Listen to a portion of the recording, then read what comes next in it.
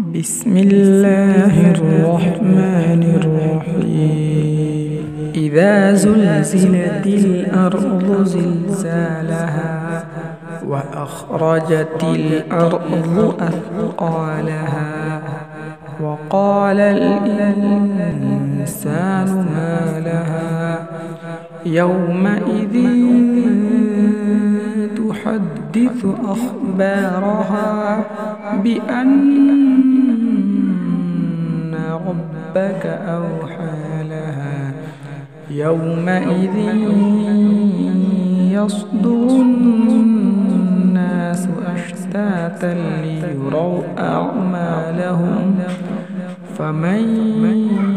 يعمل مثقال ذرة خيرا يره ومن يعمل مثقال ذرة شرا